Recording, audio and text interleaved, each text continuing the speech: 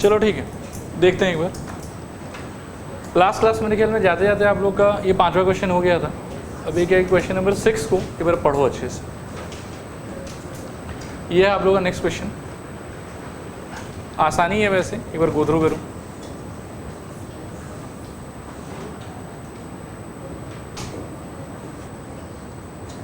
एक बार मैं थोड़ा बिगिनिंग से अभी तक जो हम लोग का मतलब क्रॉस हुआ है जितना भी पोर्शन, उस पोर्शन को शॉर्ट में थोड़ा एक बार रिवाइज करने का ट्राई करते हैं। कॉन्ग्रुएंट ट्रायंगल्स का मीनिंग क्या था बताओ एक बार। ऐसा ट्रायंगल जिनका शेप और साइज दोनों का दोनों क्या हो, सेम, और अगर सेम हुआ तो एक ट्रायंगल दूसरे ट्रायंगल पर अच्छे से क्या हो जाएगा, ओवरलैप। उसके चक्कर में पहले ट्रायंगल का 3 एंगल 3 साइड, दूसरे ट्रायंगल के 3 एंगल 3 साइड से क्या हो जाएगा, इक्वल। और इस प्रॉपर्टी को हम क्या बोलते थे, सीपीसीटी। रैंडमली किसी भी दो ट्रायंगल को अगर आपको कॉन्ग्रुएंट करना है तो कितना रूल अवेलेबल है आपके पास में, 4। क्या क्या, SAS, ASA, फिर SSS और RHS। ASA का ऑर्डर जितना चाहो चेंज कर सकते हो, ASA भी वर्क करेगा, AAS भी वर्क करेगा और SAA भी वर्क करेगा। बाकी में लेकिन ऑर्डर चेंज आप नहीं कर सकते, बाकी में आपको सेम ऑर्डर मेंटेन करना पड़ेगा। दूसरा चीज़ था कि जब भी आप कोई क्वेश्चन को देखोगे तो बेसिकली 2 ही टाइप का सवाल हो सकता है कि ये तो ट्रायंगल आपको पहले से बोला हुआ रहेगा कि कौन से ट्रायंगल को कॉन्ग्रुएंट करना है, और या फिर कभी कभार कुछ क्वेश्चंस में होगा कि you will have some objective, जैसे इस वाले में था कि O is the mid point prove करना था, बट ट्रायंगल का नाम आपको दिया हुआ नहीं था कि कौन से ट्रायंगल को कॉन्ग्रुएंट करने से ऐसा हो जाएगा। तो ब्रॉडली 2 टाइप का क्वेश्चन होगा। एक क्वेश्चन ऐसा जिसके अंदर में ट्रायंगल का पेयर आपको पता रहेगा कि इस ट्रायंगल को कॉन्ग्रुएंट करना है by the help of the information given in the question. और कुछ क्वेश्चंस में ऐसा होगा कि ट्रायंगल भी आपको खुद ही चूज़ करना है, कॉन्ग्रुएंट भी आपको खुद ही करना है, ठीक है। तो जिन क्वेश्चंस में ट्रायंगल का नाम पहले से दिया हुआ रहेगा ना, वो क्वेश्चंस थोड़ा आसान होता है। पता है कि ये दोनों ट्रायंगल कॉन्ग्रुएंट करना है, इन्फॉर्मेशंस जो भी आपको गिवन है उन सारे इन्फॉर्मेशंस को प्रॉपर्ली आप यूज़ करो, एंड फाइनली थोड़ी देर में यू विल सी कि कोई ना कोई रूल अप्लाई उसके ऊपर में हो जा रहा है। लेकिन जिन क्वेश्चंस के अंदर में आपके पास में ट्रायंगल का इन्फॉर्मेशन नहीं रहेगा ना, उस क्वेश्चन में आपका जो थिंकिंग है वो बहुत क्रिटिकल होना पड़ेगा। आपको पहले ये सोचना पड़ेगा कि अच्छा फाइनली मेरे को ये चाहिए। जैसे इस क्वेश्चन में फाइनली अपने को क्या चाहिए था, OB = OA। तो उस हिसाब से हमको एक पेयर ऑफ ट्रायंगल चूज़ करना पड़ा, जिसमें से एक में क्या आना चाहिए था, OB, दूसरे में क्या आना चाहिए था, OA। और सिर्फ ट्रायंगल चूज़ करने से भी नहीं होगा, ट्रायंगल आपको ऐसा चूज़ करना है जिसको आप फाइनली कॉन्ग्रुएंट भी कर पाओ, ठीक है। तो हमने ट्रायंगल चूज़ किया था OBC और ट्रायंगल OAD, और फाइनली इसको कॉन्ग्रुएंट कर के हमारा प्रूफ हो गया था। अब अभी वाला जो क्वेश्चन है वो भी कुछ ना कुछ थोड़ा बहुत उसी के थीम पे है। जैसे यू विल फाइंड कि एक ट्रायंगल आपको दिया हुआ है यहाँ पे, ठीक है। ये वाला जो पॉइंट है जो यहाँ दिख नहीं रहा आपको, वो C पॉइंट है। हाँ, ये वाला C है, ये D है, B है, A है और E। और आपको बोला हुआ है क्वेश्चन के हिसाब से कि AC और AE आपस में इक्वल होगा। मेरे ख्याल में AC ये रहा और AE ये रहा, इनका लेंथ इक्वल बताया हुआ है। दूसरा इन्फॉर्मेशन है आपके पास में कि AB AD इक्वल होगा, तो ये रहा AB, ये रहा AD, ये लोग भी इक्वल होगा। और आपको बोला हुआ है कि एंगल BAD = एंगल EAC। तो BAD ये वाला एंगल जो मार्क भी किया हुआ है यहाँ पर, और EAC यानी कि EA और C यहाँ पे है, ये वाला एंगल, ये दोनों आपको इक्वल दिया हुआ है। And finally with the help of these informations अपने को शो करना है कि BC = D। अब समस्या वाला बात ये है कि ट्रायंगल का नाम तो मेंशन्ड है नहीं कि कौन से ट्रायंगल को कॉन्ग्रुएंट कर लेने से हमारा काम हो जाएगा। तो यहाँ हमको थोड़ा सा क्या है कि ध्यान से सेंसिटिव वे में अवेयर होकर अच्छे से सोचना पड़ेगा। अब आप अपना टारगेट यहाँ पर नोटिस कर सकते हैं कि टारगेट क्या है आपका। टारगेट आपका है कि ये हो गया BC और ये हो गया DE, इन दोनों को इक्वल करना है आप, BC को और DE को। तो सबसे पहले आपका टास्क ये होगा कि ऐसा पेयर ऑफ ट्रायंगल चूज़ करो जिसमें से कि एक ट्रायंगल में BC आता हो और दूसरे ट्रायंगल में आपके ED आता हो या DE आता हो। ये बात समझ में आया। अब आप सोचो कि ऐसा 2 ट्रायंगल जिसमें से कि एक में BC आता हो और एक में DE आता हो, वो कौन कौन हो सकता है फोटो के हिसाब से। मेरे ख्याल में ABC एक ट्रायंगल हो जाएगा और दूसरा ट्रायंगल आपका क्या हो जाएगा, AD। इसमें कोई कन्फ्यूजन है कि ये चीज़ क्लियर है, आप क्लियर है। तो अपन आ जाते हैं इस वाले पेज पे। जैसा कि आप लोगों ने चुना, एक ट्रायंगल आपका क्या हो जाएगा बताओ, ABC, ठीक है ना। और दूसरा ट्रायंगल आपने क्या चुना बताओ, AD। अब आपका टास्क क्या है, अब आपका टास्क है कि इन दोनों ट्रायंगल को आपको क्या करना है, कॉन्ग्रुएंट, ठीक है। और इस क्वेश्चन में जो अभी होगा वो फॉर द फर्स्ट टाइम हो रहा है, बट ऐसा बदमाशी आपको और बहुत जगह होता हुआ दिखाई दे देगा। तो इस बदमाशी को टैकल करने का आप आइडिया ध्यान से सुनना, ठीक है ना। क्वेश्चन की इन्फॉर्मेशंस को मैं अगर यहाँ पर लिखूँ तो मेरे को एक चीज़ क्वेश्चन में कहा जा रहा था कि AB और AD आपस में क्या होगा, इक्वल। तो मैंने इस ट्रायंगल में भी मार्क कर दिया कि AB और AD आपस में क्या हो गया, इक्वल। दूसरा मेरे को क्वेश्चन में बोल रहा था कि AC और AE क्या हो जाएगा, इक्वल। आप यहाँ देखो क्वेश्चन में बोल रहा था ना कि AC और AE क्या हो जाएगा, इक्वल। ये 2 इन्फॉर्मेशन तो मेरे डायरेक्टली काम आ रहा है, क्योंकि AB is the part of this triangle and AD is a part of this triangle. Again AC is a part of this triangle and AE is a part of this triangle. इसके अलावा जो एक और angle वाला information है आपका, मान लो कि एंगल BAD और दूसरा एंगल EAC, ये इन्फॉर्मेशन यू विल सी कि आपके डायरेक्टली काम नहीं आएगा। क्यों नहीं काम आएगा, वो आपको ये पेज देख के समझ में आएगा। आप देखो BC और DE को इक्वल करने के लिए आपका चॉइस ऑफ ट्राइंगल क्या क्या था, आपका चॉइस ऑफ ट्राइंगल था, one was ABC and the other one was ADE, right, यहाँ बनाया हुआ अच्छे से। अब उसमें फिर से आप देखो कि अगर इक्वालिटी पे आप फोकस करोगे तो साइड्स के हिसाब से तो मेरे ख्याल में सारा काम का इन्फॉर्मेशन है हमारे लिए। AB is equals to AD हमने भी मार्क किया है, AB is equals to AD, ठीक है। नेक्स्ट इन्फॉर्मेशन इसकी AC is equals to AE हमने भी मार्क किया है कि AC is equals to AE, ये हमारे काम का इन्फॉर्मेशन। उसके बाद वाला इन्फॉर्मेशन सवाल के हिसाब से क्या है कि angle BAD is equals to angle EAC। अब समस्या क्या है, देखो कि एंगल BAD जो है ना वो ट्राइंगल ABC का पार्ट है ही नहीं। सोच के देखो, आपका टारगेट तो ये था ना कि ट्राइंगल ABC और ट्राइंगल ADE को कॉन्ग्रुएंट कर लोगे, फिर CBCD से BC इक्वल्स टू DE बोल दोगे।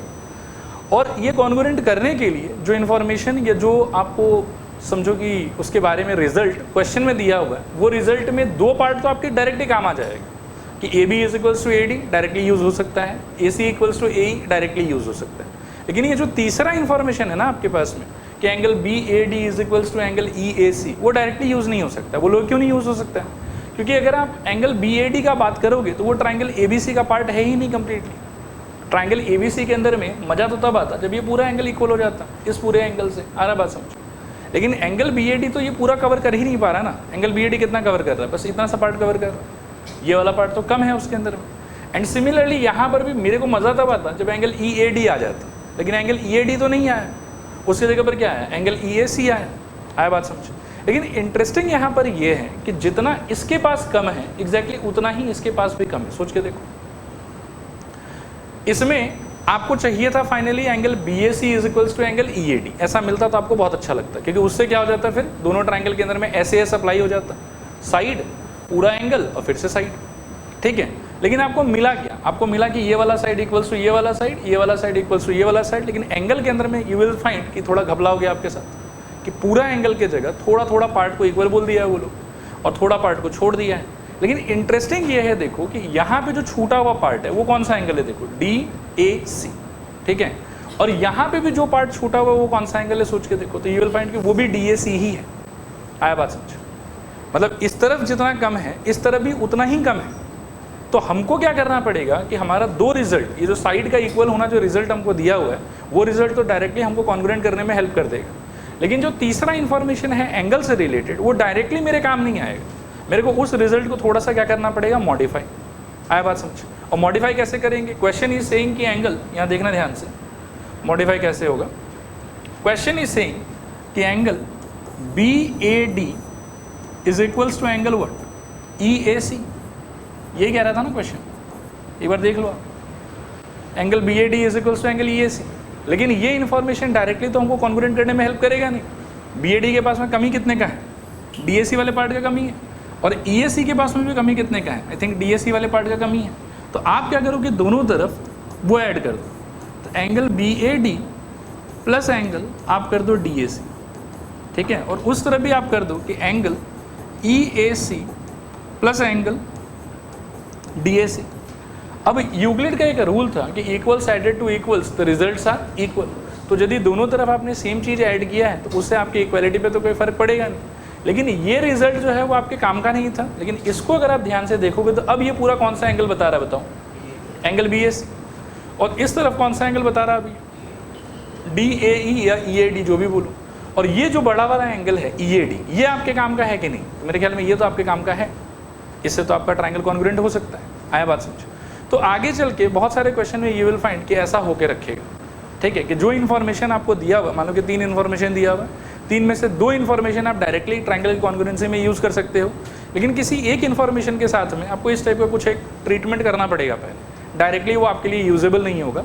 उसमें हो सकता है कि आपको दोनों तरफ कुछ ऐड करना पड़े, हो सकता है कि दोनों तरफ से कुछ सब्ट्रैक्ट करना पड़े, हो सकता है कि दोनों तरफ कुछ मल्टीप्लाई करना पड़े, उसके बाद में जाके वो इन्फॉर्मेशन आपके काम का बने। आया बात समझे। तो इस टाइप के चेंज के लिए जो है वो आप लोग मेंटली प्रिपेयर्ड रहें, ठीक है। एक बार फिर से डिस्कस कर लेते हैं, कॉन्ग्रुएंट ट्राइंगल्स का मीनिंग बताओ फटाफट। ऐसा ट्राइंगल्स जिनका शेप और साइज क्या हो, सेम। शेप और साइज अगर सेम हुआ तो वो ट्राइंगल्स कौन सा प्रॉपर्टी सेटिस्फाई करेगा, ओवरलैप होने का प्रॉपर्टी सेटिस्फाई करेगा, जिसके चक्कर में पहले ट्राइंगल का 3 साइड 3 एंगल क्या हो जाएगा, इक्वल टू दूसरे ट्राइंगल का 3 साइड और 3 एंगल। कोई भी रैंडमली चोजन 2 ट्राइंगल को कॉन्ग्रुएंट करने का कितना रूल्स है हमारे पास में, 4। क्या क्या बताओ जल्दी से, SAS, ASA, SSS, RHS।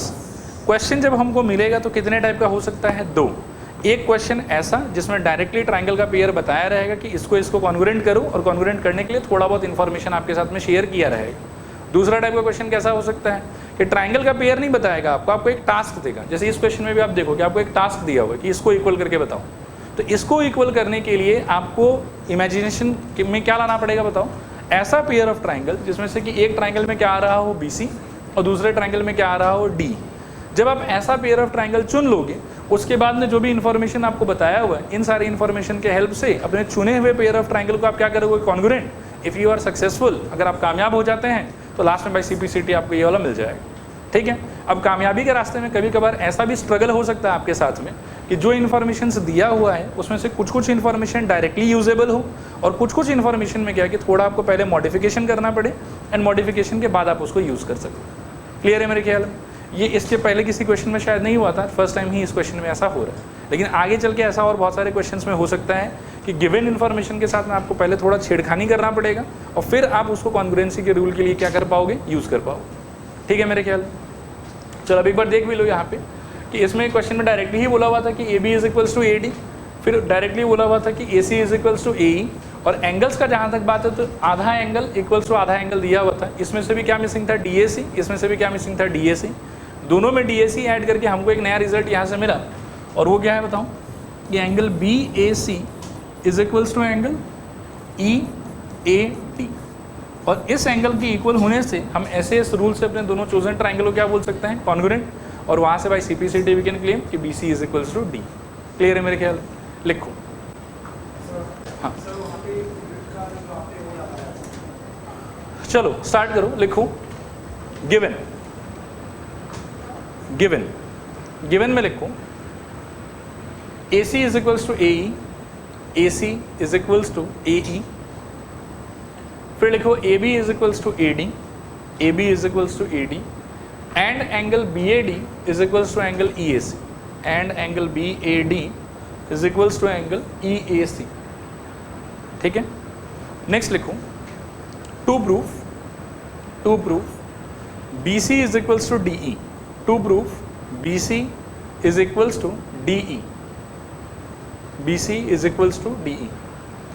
फिर लिखो प्रूफ में लिखो इन ट्राइंगल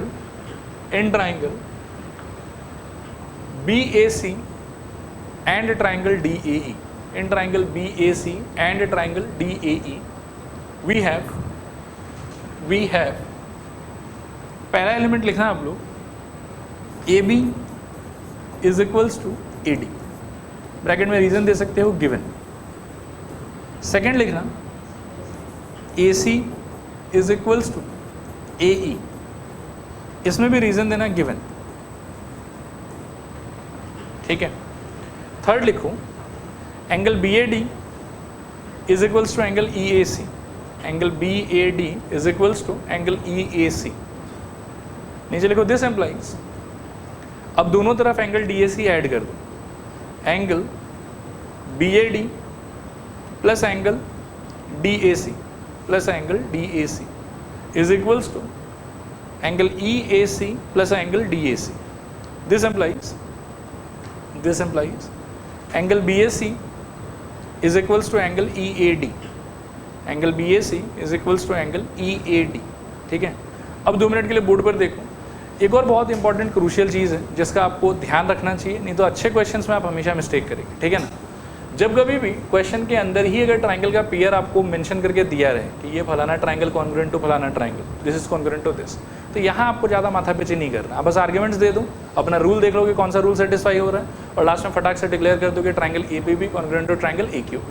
लेकिन उन क्वेश्चंस में जहाँ पे ट्राइंगल का पेयर आपको क्वेश्चन में मेंशन करके नहीं दिया गया है, आपने अपने मर्जी से ट्राइंगल का पेयर चूज़ किया है, वहाँ पर आपको बहुत केयरफुल होना चाहिए लास्ट में कॉन्ग्रुएंसी लिखने से पहले। ठीक है, कॉन्ग्रुएंसी लिखने का तरीका मैंने आपको लास्ट क्लास भी समझाया था, आज दोबारा एक बार समझाता हूँ, ध्यान से देखना। इसके इस रीजनिंग के पहले आप क्या नाम मेंशन करते हो वो इंपॉर्टेंट नहीं, लेकिन सारे रीजनिंग को देने के बाद में लास्ट में आप कॉन्ग्रुएंसी कौन से फॉर्मेट में डिक्लेयर करते हो वो बहुत इंपॉर्टेंट है, ठीक है। और करेक्ट रहने के लिए मैं आपको एक तरीका समझा रहा हूँ, ये तरीका आपको याद रखना है। जैसे पहला एलिमेंट आपने क्या यूज़ करा बताओ, A B is equals to A D.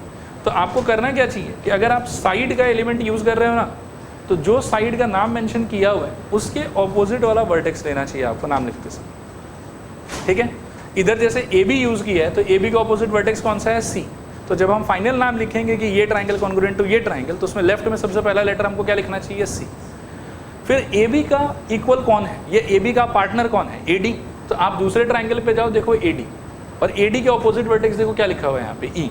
तो आपका नाम का स्टार्टिंग ऐसे होना चाहिए, देखो समझना है चीज़ को ध्यान से कि लेफ्ट में आपको इसमें लेना चाहिए सी, और सी के बदले सेम पोजीशन पर वहाँ किसको लेना चाहिए बताओ, ई। फिर आप जाओ अपने सेकेंड वाले एलिमेंट पे, सेकेंड एलिमेंट आपका क्या है बताओ, ए सी। तो ए सी को नोटिस करो कि डायग्राम के अंदर में ए सी किधर है, ए सी इधर है मेरे ख्याल में, और ए सी के ऑपोजिट आपको वर्टेक्स कौन सा दिखाई दे रहा है बताओ, बी। तो आप अब जब नाम लिखोगे, मतलब अगला लेटर जब लिखोगे तो यहाँ आपको लिखना चाहिए बी। फिर ए सी का दोस्त कौन है, ए। आप दूसरे ट्राइंगल में ए को ऑब्जर्व करो, और ए के ऑपोजिट वाला वर्टेक्स कौन सा है वो देखो आप, इसमें डी है, तो आपको यहाँ लेना चाहिए डी, ठीक है। दो लेटर को जो प्रॉपर्ली प्लेस कर लिया, तो थर्ड के लिए इतना माथा पिची नहीं है, थर्ड को आप अपनी मर्जी से डाल सकते हो थर्ड पोजीशन पे, ठीक है। तो इसमें टोटल लेटर्स क्या क्या था, ए था, बी था, सी था। कौन कौन ऑलरेडी अपियर कर गया आपके नाम, सी और बी, कौन बचा हुआ है, ए। तो आप थर्ड पोजीशन पे आराम से आंख बंद करके ए को बिठा दो, और इसमें किसको बिठा दोगे बताओ, इसमें भी आई थिंक ए को ही बिठाओगे, ठीक है। तो आपका कॉन्ग्रुएंसी ऐसा होना चाहिए, ठीक है। एंड इसमें आप देखो कि जैसे ही आप लेफ्ट में बी सी उठाओगे, ऑटोमेटिकली राइट में आपके पास में डी ई आ जाएगा, देखो बी सी डी, ठीक है। और अगर नाम लिखते समय आपसे कोई गलती हुआ तो सीपीसीटी से आपको ये रिजल्ट मिलता हुआ दिखाई नहीं देगा, ठीक है। अगर ये चीज़ उल्टा पुल्टा ऑर्डर में लिखा हुआ है तो यू विल नेवर फाइंड कि बी सी इज सीपीसीटी से इक्वल टू डी, ठीक है। लिखो नाउ बाय, कौन सा रूल यूज हो रहा है यहाँ पे, एस एस।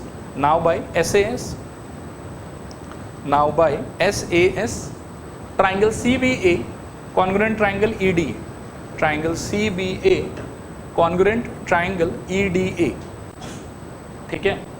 और नीचे लिखूं therefore by C P C T, therefore by C P C T B C is equals to D, by C P C T B C is equals to D E, ठीक है।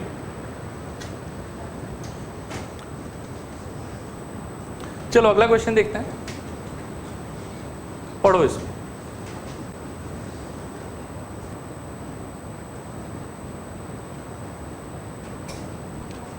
आप देखते हैं इसको, discuss करते हैं। एक बार पहले पढ़ लो कि A B is a line segment and P is a point, P is a point नहीं sorry, P is it's mid point. पी अगर मिड पॉइंट है मतलब ये पार्ट और ये पार्ट क्या हो जाएगा, इक्वल। ऐसा क्वेश्चन बोल रहा है आपको। D and E are points on same side of A B, मतलब ए बी के सेम साइड में डी और ई दो पॉइंट हैं, such that angle B A D is equals to angle A B E. तो आप देखो यहाँ पे कि बी ए डी यानी कि ये वाला angle is equals to angle A B E, तो ए बी ई ये वाला एंगल, और आगे आपको दिया हुआ है कि angle E P A is equals to angle D P B, तो E P A is equals to angle D P B, यानी कि ये वाला एंगल और ये वाला एंगल भी इक्वल। इतना सारा इन्फॉर्मेशन आपको दिया हुआ है। नेक्स्ट आपसे बोला हुआ है कि पहले शो करो कि triangle D A P congruent triangle E B P, और फिर शो करो कि A D is equals to B. तो इस वाले में ट्राइंगल चूज़ करने का झमेला तो है नहीं, ट्राइंगल तो पहले से पता है कौन सा ट्राइंगल कॉन्ग्रुएंट करना है। एक बार बोर्ड पे रियलाइज़ भी कर लेते हैं कि किस किस ट्राइंगल का बात चल रहा है। देखो यहाँ पे ध्यान से, डी ए पी तो मेरे ख्याल में ये वाला हो जाएगा ये, और दूसरा ट्राइंगल ई बी पी, तो ई बी पी में मेरे ख्याल में ये वाला होना चाहिए, ठीक है। इन दोनों ट्राइंगल का आपको क्या करना है, कॉन्ग्रुएंट, और जो जो इन्फॉर्मेशन है वो यहाँ मैंने मार्क कर दी, ठीक है। अब इसको रियलाइज़ करने के लिए अपन चलते हैं अगले पेज पे। यहाँ देखो एक बार सर, जिन जिन ट्राइंगल को हमको कॉन्ग्रुएंट करने के लिए बोला है उनको मैंने यहाँ बना लिया है एक बार, ठीक है। अब आप देखना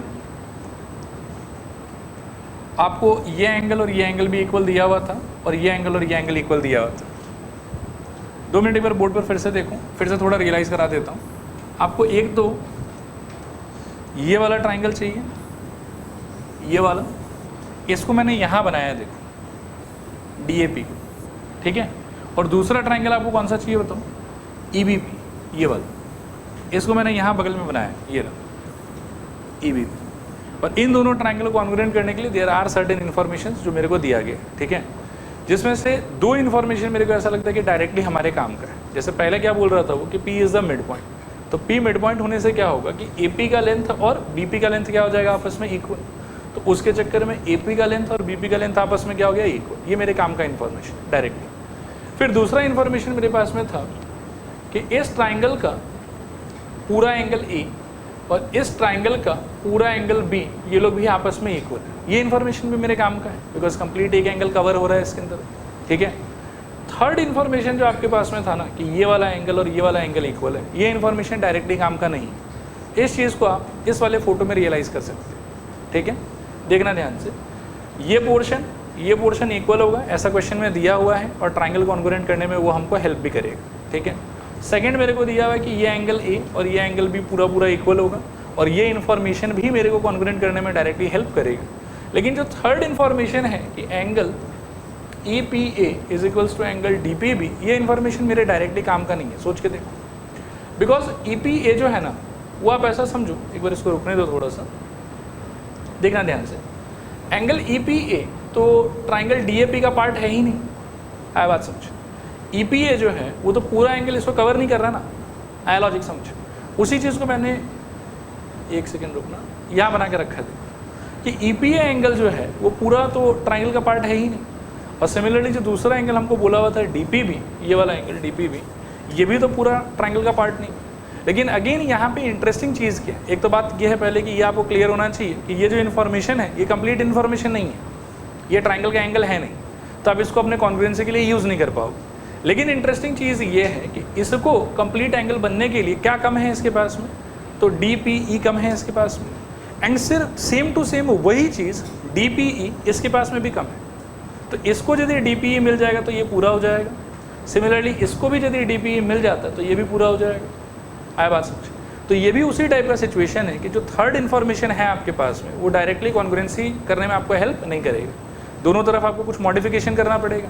क्या मॉडिफिकेशन करना पड़ेगा, एंगल DPE आपको दोनों तरफ ऐड करना पड़ेगा, और जैसे ही आप ऐड करोगे फाइनली यू विल सी कि एंगल साइड एंगल से दोनों ट्राइंगल क्या हो रहा है, कॉन्ग्रुएंट। क्लियर मेरे ख्याल। लिखो, सबसे पहले लिखो गिवन में लिखो P is mid point of AB, P is mid point of AB।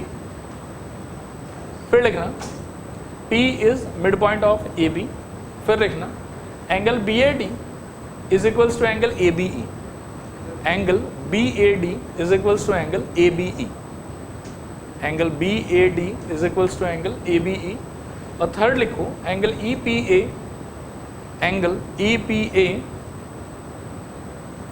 Is equals to angle DPB, angle EPA is equals to angle DPB, ठीक है।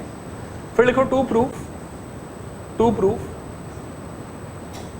पहला लिखो triangle DAP congruent triangle EBP, triangle DAP congruent triangle EBP। और दूसरा लिखो AD is equals to BE, AD is equals to BE, AD is equals to BE। फिर लिखो proof में लिखो in triangle DAP and triangle EBP, in triangle DAP and triangle EBP we have इस बार तो इसी से छाप सकते हैं हम लोग कि DAP and EBP, and triangle DAP and triangle EBP we have. लिखो सबसे पहले AP is equals to PB, AP is equals to PB, reason इसका given, AP is equals to PB, reason इसका गिवन। सेकेंड लिखो angle BAD is equals to angle ABE, या एक काम करो, देखो BAD तो इसमें अपीयर नहीं हो रहा है, वैसे इंडिकेट तो हम इसी एंगल को कर रहे हैं, तो आप सिंपली बोलो कि angle A equals to angle B, angle A is equals to angle B, angle A is equals to angle B। इसका भी रीज़न देना given, angle A is equals to angle B, इसका भी reason given.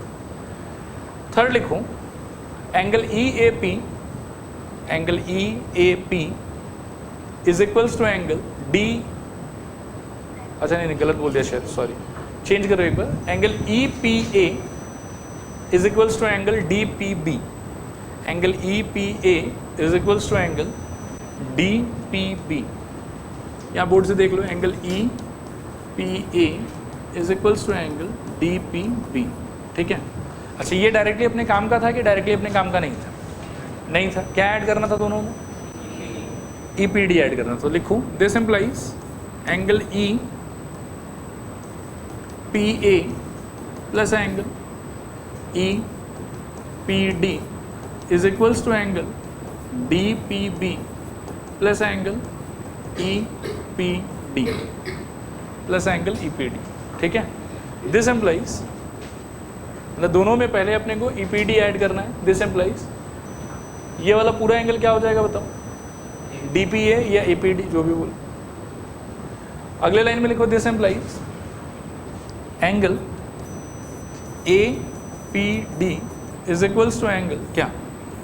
B P E, angle A P D is equals to angle B P E, ठीक है।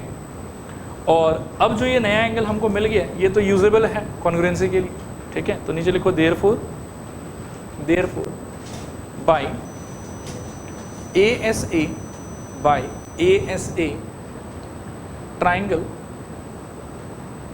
D A P congruent triangle E B P, triangle D A P congruent triangle E B P, ठीक है।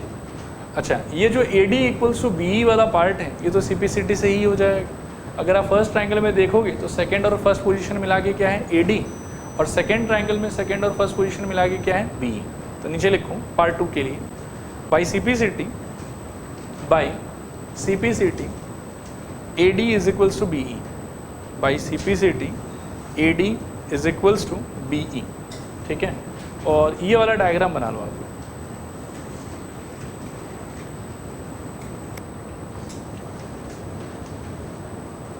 देखो अगला question देखो ये वाला।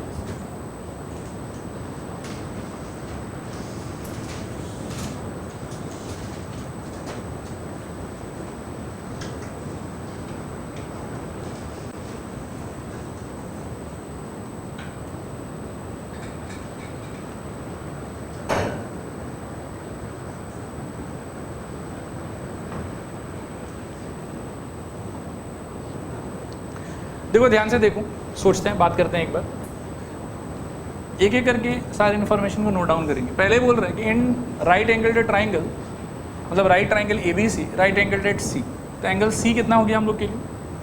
90 degree. ये डायरेक्टली हमको क्वेश्चन में बोला हुआ। आगे देखो, M is the mid point of hypotenuse A B, 90 degree के ऑपोजिट वाला side A B will become hypotenuse. M बोला गया है कि मिड पॉइंट है, मिड पॉइंट है तो मतलब ए एम और बी एम अपने आप में क्या होगा? इक्वल। ये भी क्वेश्चन में बोला हुआ है। नेक्स्ट हमको बोल रहा है कि सी इज जॉइंट टू एम, ठीक है, सी को एम से ज्वाइन कर दिया। फिर बोल रहा है कि इसको प्रोड्यूस किया एक पॉइंट डी तक such that D M is equals to C M. इसका क्या मतलब है? इसका मतलब है कि ये डी एम वाला पार्ट और ये सी एम वाला पार्ट भी क्या होगा? इक्वल। ये भी क्वेश्चन में ही दिया हुआ है। आगे बोल रहा है कि point D is joint to B, D को बी से ज्वाइन कर दिया। See the figure show that.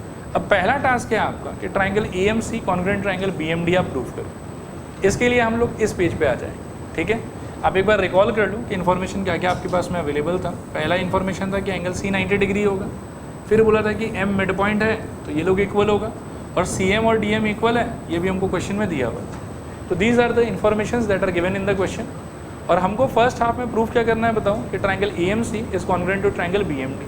आप ज़रा ध्यान से देखो कि ए एम सी और बी एम डी ट्राइंगल है कहाँ पे फोटो के अंदर। तो ये विल फाइंड कि ए एम सी ट्राइंगल ये रहा और बी एम डी ट्राइंगल कहाँ है? देखो ये रहा आपका बी एम डी ट्राइंगल, दिखाई दे रहा। इन बोलो, मैं आ रहा हूँ एक एक करके। इन दोनों ट्राइंगल को जानबूझ के मैंने नीचे बना लिया है एक बार। अब आप देखो कि यहाँ से क्या क्या इन्फॉर्मेशन आप इस पे पास ऑन कर सकते हो कि इन दोनों ट्राइंगल के अंदर में आपके हिसाब से क्या क्या चीज़ इक्वल होगा, ऐसा क्वेश्चन में दिया हुआ है।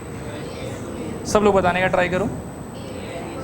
सबसे पहले मेरे ख्याल में A M is equals to B M, यानी कि ये पार्ट इक्वल्स टू ये पार्ट चलेगा। और दूसरा क्या दिया हुआ हम लोग को, D M is equals to C M, तो ये पार्ट इक्वल्स टू ये पार्ट। और फोटो में थोड़ा ध्यान से देखोगे तो ये वाला एंगल और ये वाला एंगल कौन सा एंगल हो जाएगा, वर्टिकली ऑपोजिट एंगल। तो इसको अगर मैं चाहूँ तो नीचे मार्क कर सकता हूँ कि ये एंगल से इक्वल हो, ठीक है।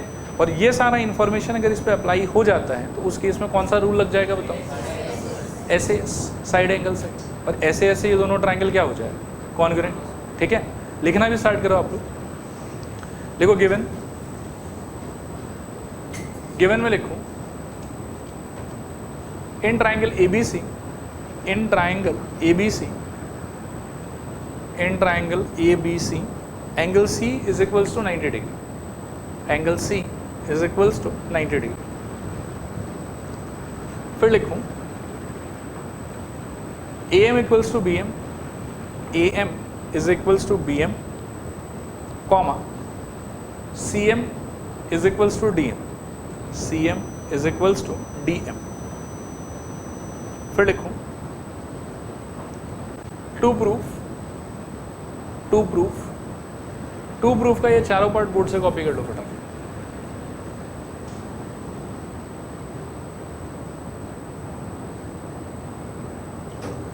ठीक है, आगे चल रहे हैं, लिखो proof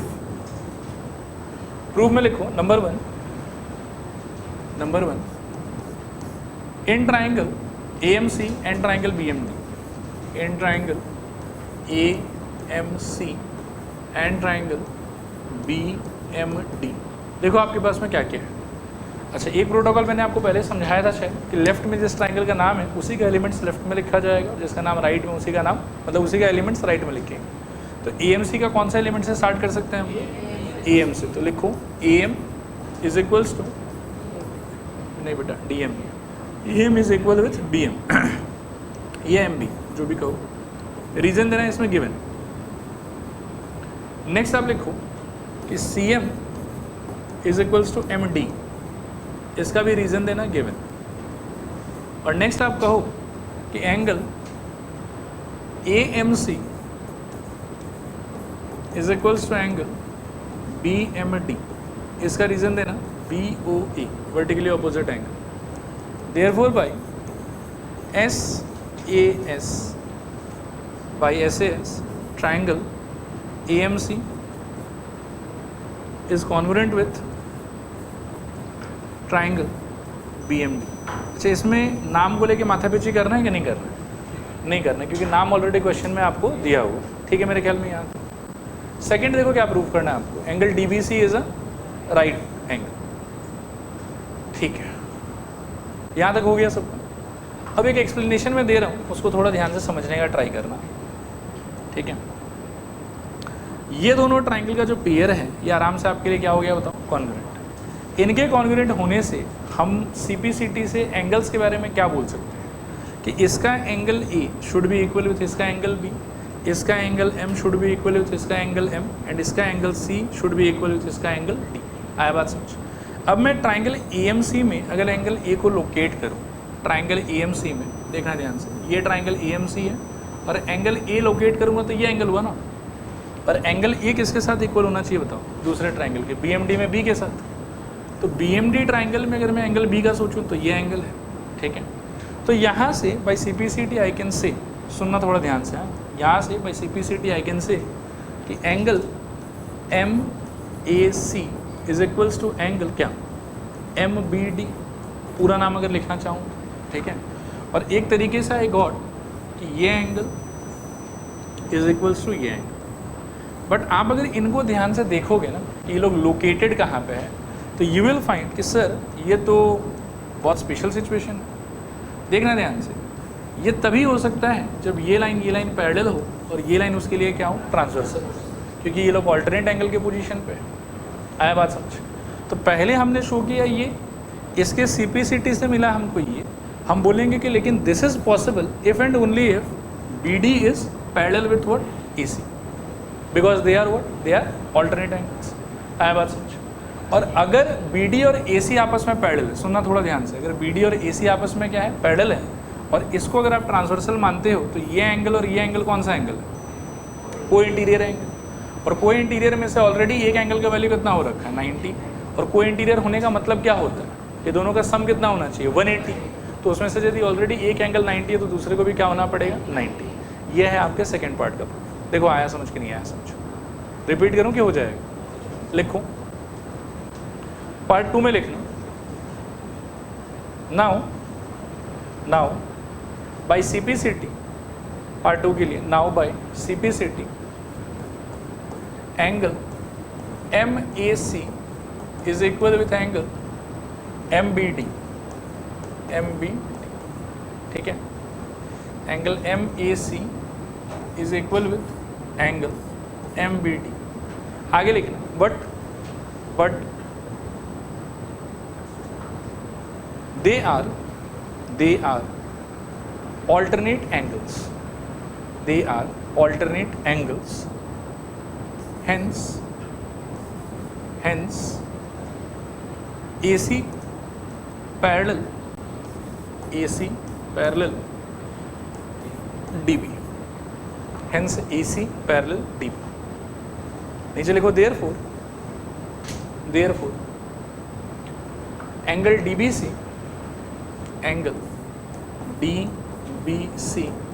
plus angle ACB is equals to 180 degree.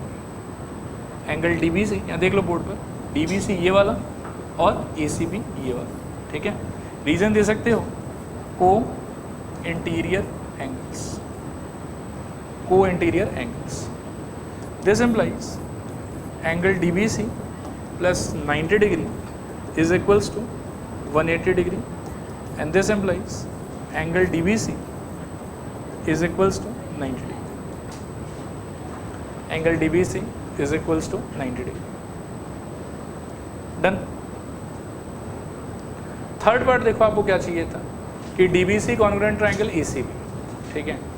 तो इसके लिए मैंने यहाँ बना रखा है, थोड़ा ध्यान से देखो, बहुत ईजी है, ऑलमोस्ट डन ही है सब कुछ, ठीक है। आपको अभी फर्स्ट पार्ट में पता चला कि एंगल B का वैल्यू कितना है आपके 90, और एंगल C पहले से कितना है 90, ये समझ में आ रहा है। सेकंड चीज़ कि इसमें भी BC है, उसमें भी BC है, तो BC तो दोनों में सेम ही हो लेंथ के हिसाब से। और थर्ड पार्ट के लिए हम दोबारा कहाँ आएंगे, देखो दोबारा से हम इसी ट्रायंगल की कॉन्ग्रुएंसी पे आएंगे। अगर इन दोनों ट्रायंगल में आप ध्यान से नोटिस करो तो मैं मान लो कि इस ट्रायंगल में से अगर AC लेता हूँ तो उस ट्रायंगल में से क्या मिलेगा बता सकते हो, AC के लिए क्या मिलेगा वहाँ से BD। तो ये एक तरीके से आपको कहना चाहता है कि ये जो AC पार्ट है इसका, ये वाला, ये BD पार्ट से क्या होगा इक्वल, ठीक है, फर्स्ट वाले प्रूफ के बेसिस पे। और ये चीज़ हमको इस वाले में काम आ जाएगा, ठीक है, कि AC is being equal to BD। लिखो फटाफट थर्ड पार्ट के लिए, in triangle DBC and triangle ACB, in triangle DBC and triangle ACB we have लिखो BC is equals to BC is equals to BC, reason देना common, ठीक है। Second लिखो angle B is equals to angle C, reason देना 90 degree.